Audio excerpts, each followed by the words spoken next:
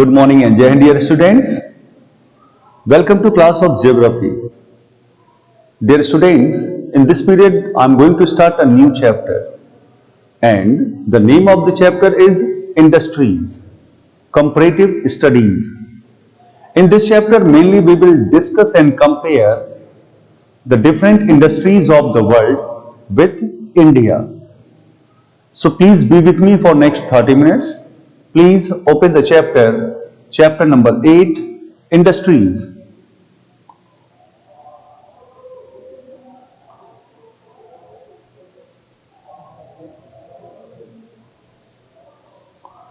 So dear students, the chapter is Industries, Comparative Studies.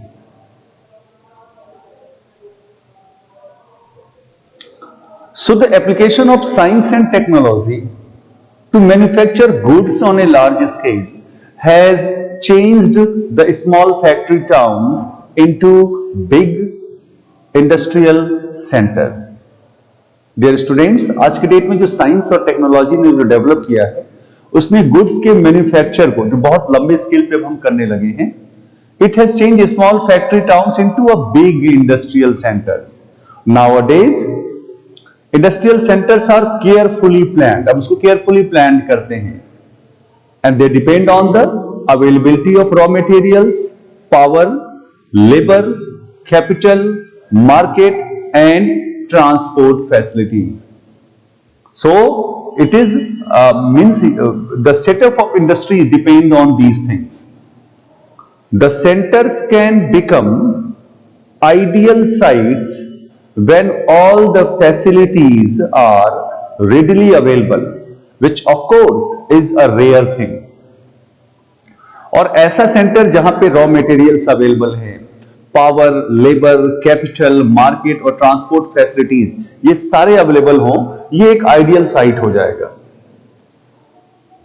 ये अलग बात है कि ये बहुत रेयर ऐसा होता है कि आपको ये सारे चीजें एक जगह पे अवेलेबल हो जाए.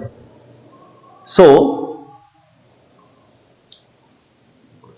As you know that the resources in the world are not evenly distributed. ये जो वर्ल्ड के रिसोर्सेज है ना, वो इवनली डिस्ट्रीब्यूटेड नहीं है. That's why there are very few countries in the world which have everything required for the growth and development of industry. इसलिए दुनिया में ऐसे कुछ ही देश हैं, कुछ ही ऐसे सेंटर्स हैं जहां पर वो सब कुछ अवेलेबल है जो किसी इंडस्ट्रीज के ग्रोथ और डेवलपमेंट के लिए जरूरी है. So there are very few countries in the world which have everything required for the growth and development of industries. तो इंडस्ट्रीज को कंपेयर करने के लिए for a comparative study 3 important industries are selected. इस पूरे चैप्टर में 3 important industries select किए गए हैं. कौन कौन से? Iron and steel, cotton textile and information and technology.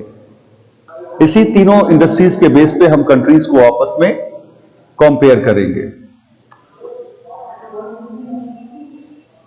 तो सबसे पहले बात करते हैं आयरन एंड स्टील इंडस्ट्री की. The iron and steel industry constitutes the backbone of modern industrial economy. ये देखो, ये जो आयरन और स्टील इंडस्ट्री है ना, ये किसी भी इंडस्ट्रियल इकोनॉमी का बैकबोन माना जाता है. Very very important industry, iron and steel industry. So the manufacture and consumption of iron and steel is a measure of Nations business activity and the standard of its people. तो iron और steel का manufacturing और इसका consumption किसी भी country के लिए वो ये शो करता है कि उस कंट्री का बिजनेस एक्टिविटी क्या है और वहां के लोगों का स्टैंडर्ड क्या है. So the manufacture and consumption of iron and steel is a measure of Nations business activity. So it is very important. So let's start with Jamshedpur. देखो, आयरन एंड स्टील इंडस्ट्रीज के लिए हम लोगों ने 2 एरिया लिया है. एक तो जमशेदपुर जो कि इंडिया में है और दूसरा पिट्सबर्ग जो कि यूनाइटेड स्टेट्स ऑफ अमेरिका में है।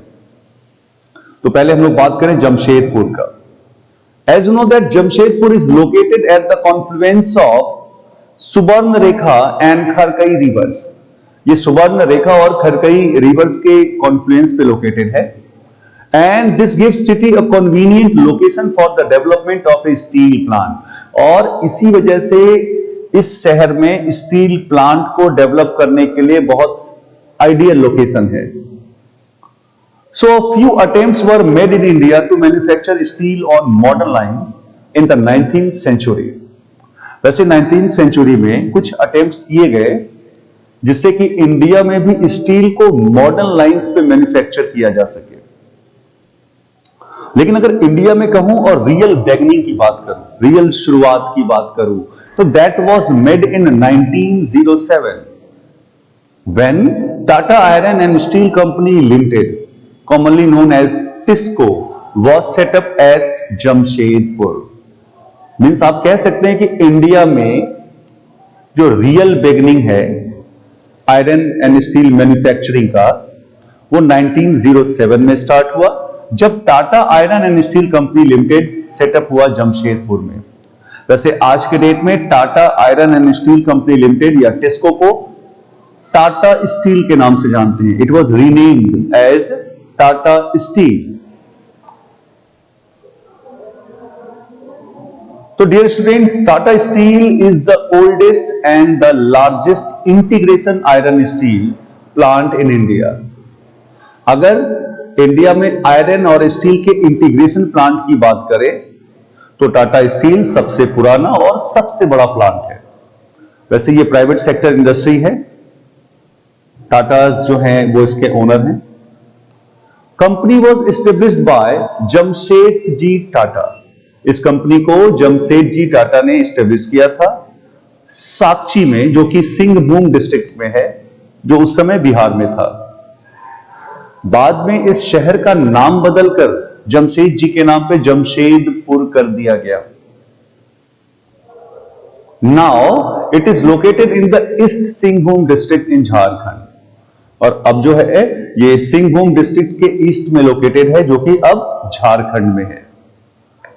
ओके, देखो, TISCO started pig iron production in 1911 and steel in 1912। 1911 में इसने पिग आयरन का प्रोडक्शन स्टार्ट किया और 1912 में स्टील प्रोडक्शन स्टार्ट कर दिया। द फर्स्ट स्टील इनगोट, उसको इन्होंने 16 फरवरी 1912 को मैन्युफैक्चर किया। एंड आप कह सकते हैं कि 16 फरवरी 1912 को स्टील का मैन्युफैक्चरिंग स्टार्ट हो गया। और जब फर्स्ट वर्ल्ड वॉर आया, during the first world war the company made rapid progress.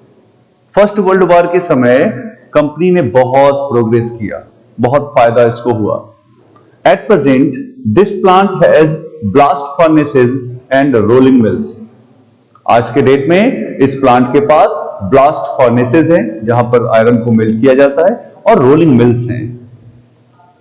After that अब है कि जमशेदपुर में क्या लोकेशनल एडवांटेज है। So Jamshedpur enjoys the following locational advantages. क्या क्या है?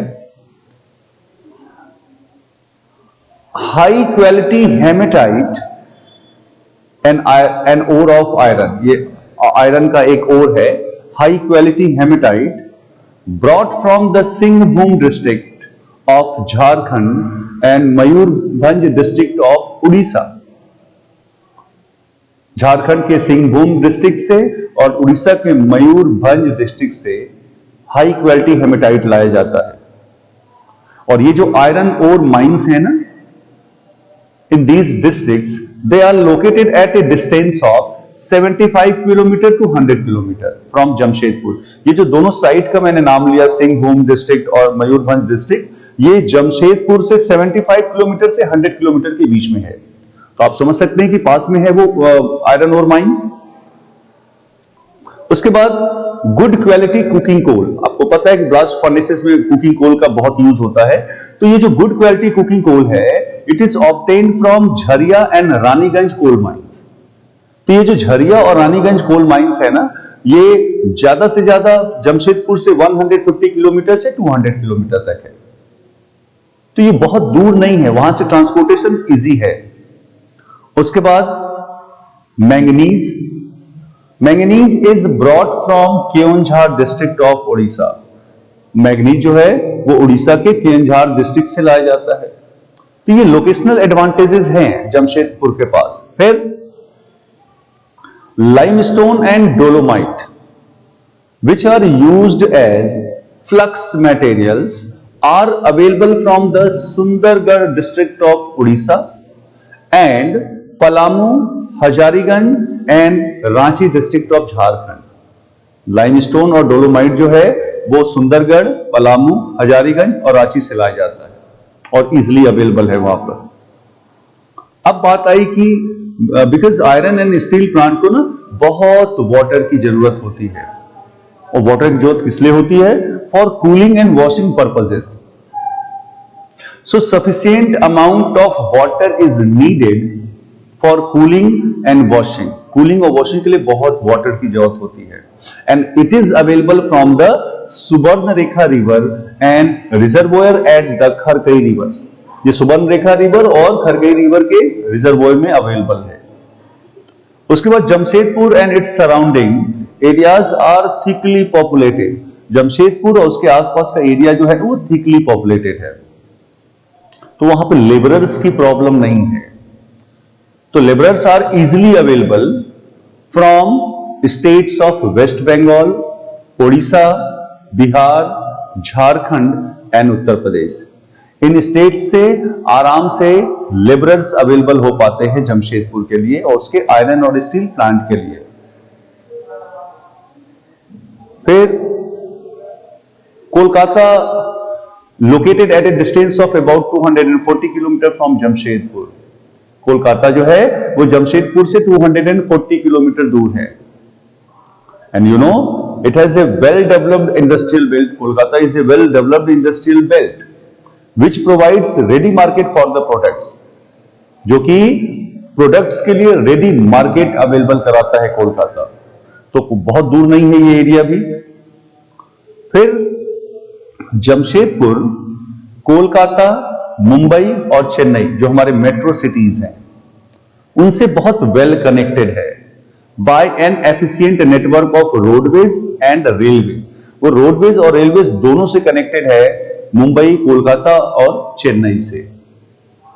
और आपको पता है कि Kolkata an important port is used for importing and exporting goods, और कोलकाता बहुत इंपॉर्टेंट पोर्ट है, तो वहां से गुड्स को एक्सपोर्ट भी करते हैं और इंपोर्ट भी करते हैं। ये एक बहुत बड़ा फायदा है जमशेदपुर के पास। So the growth and development of Tata steel made Jamshedpur a hub of economic activity. देखो, टाटा स्टील के डेवलपमेंट और ग्रोथ की वजह से जमशेदपुर एक इकोनॉमिक हब हो गया, इकोनॉमिक एक्टिविटीज का हब हो गया। बहुत सारे फैक्ट्रीज, टेक्निकल इंस्टीट्यूट्स और मेटलर्जिकल लेबोरेटरीज वहां पे सेटअप किए गए। दूसरे जो फैक्ट्रीज हैं जिसमें machine tools, heavy vehicles, diesel engines and locomotives, agricultural machinery and tin plates, इसके फैक्ट्रीज वहां पे लगे, इसके फैक्ट्रीज वहां पे डेवलप किए। तो Tata steel makes major contribution in the total iron and steel production of India. देखो, टाटा स्टील जो है उसने इंडिया जितना भी आयरन और स्टील प्रोड्यूस करता है उसका मेजर पोर्शन जो है वो टाटा स्टील एक प्राइवेट कंपनी प्रोड्यूस करती है। Clear? Okay. So the shortage of space at Jamshedpur and other allied factors persuaded Tata Steel to set up another steel plant are its coastal location, nearness to iron ore mines and the nearby source of fresh water। देखो, जमशेदपुर में जब space की shortage होने लगी और कई factors की वजह से टाटा स्टील को अपना दूसरा प्लांट सेटअप करना पड़ा कोस्टल लोकेशन में, जो कि आयरन ओर्स के, जहां पे आयरन ओर्स मिलते थे उसके पास में सेटअप किया, और जहां पर फ्रेश वाटर का सोर्स है, वहां पे उन्होंने अपना एक नया स्टील प्लांट सेटअप किया। तो ये पूरा था iron and steel plant India के बारे में। अब हम लोग डिस्कस करेंगे, जैसा मैंने कहा था कि इंडिया के आयरन एंड स्टील इंडस्ट्री को हम लोग कंपेयर करेंगे यूएसए के पिट्सबर्ग से। जैसे हमने जमशेदपुर लिया इंडिया से, वैसे यूएसए को लिया पिट्सबर्ग से। यूएसए बहुत बड़ा आप कह सकते हैं प्रोड्यूसर है। So Pittsburgh is an important city in south west Pennsylvania, जो कि यूएसए में है। पिट्सबर्ग जो है एक बहुत इंपॉर्टेंट शहर है साउथ वेस्ट पेंसिल्वेनिया का। It was named after William Pitt the elder who was the prime minister of Great Britain. इसका जो नाम है विलियम पिट के नाम पे पड़ा, विलियम पिट द एल्डर, जो कि ग्रेट ब्रिटेन के प्राइम मिनिस्टर थे। ये जो सिटी है is located at the confluence of Allegheny and Monongahela rivers के कॉन्फ्लुएंस पे लोकेटेड है। So the city is located at the confluence of Allegheny and Monongahela rivers. Pittsburgh जो है an important inland port and lies on the path of the trade routes between the east and west. ये जो Pittsburgh है ना, बहुत important inland port है, और ये जो ट्रेड रूट्स के पाथ में है, ईस्ट और वेस्ट के पाथ में जो है ये पोर्ट है, बहुत इंपॉर्टेंट पोर्ट है।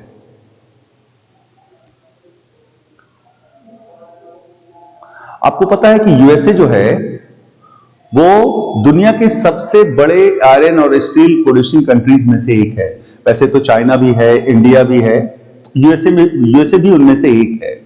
और जो इंपॉर्टेंट सेंटर्स हैं प्रोडक्शन के, वो कौन कौन से हैं? तो the middle Atlantic seaboard, Pittsburgh Youngstown district, Lake Erie region, Chicago Gary region and the ब्लिंघमटन एल्बामा रीजन। मैं फिर से रिपीट कर रहा हूं, middle Atlantic seaboard, Pittsburgh Youngstown district, Lake Erie region, Chicago Gary region and Birmingham Alabama region. These are the regions जहां पर iron and steel produce होता है। ये जो द पिट्सबर्ग यंगस्टाउन जो टाउन है, district, is leading center of iron and steel industry। ये जो पिट्सबर्ग का यंगस्टाउन टाउन है, जो डिस्ट्रिक्ट है, वो बहुत लीडिंग सेंटर है आयरन एंड स्टील इंडस्ट्री का यूएसए में। इसका जो लोकेशन है, it is near the north Appalachian coal fields and it had enhanced its commercial and industrial growth in the 19th century। 19th century में इसका commercial और industrial दोनों तरह का ग्रोथ स्टार्ट हो गया। सो जो पहला ब्लास्ट फर्नेस जो है वो यहां पे सेटअप हुआ 1872 में, वेरी अर्ली।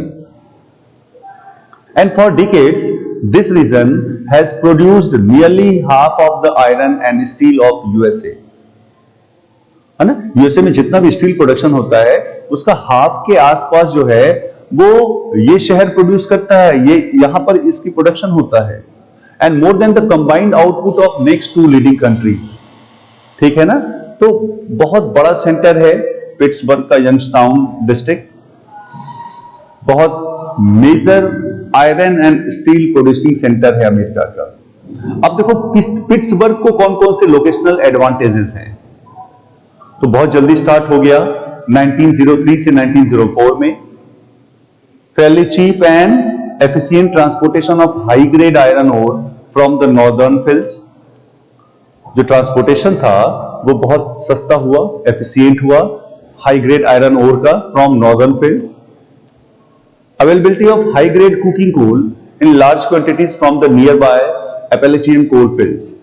तो ये जो एपेलेचियन कोल फील्ड्स है वहां पर हाई ग्रेड कुकिंग कोल जो है वो इजिली अवेलेबल था, लार्ज क्वांटिटीज में अवेलेबल था।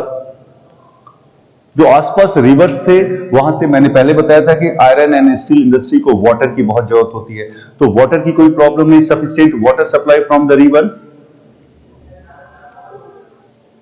Great lakes provide easy and cheap inland water transport.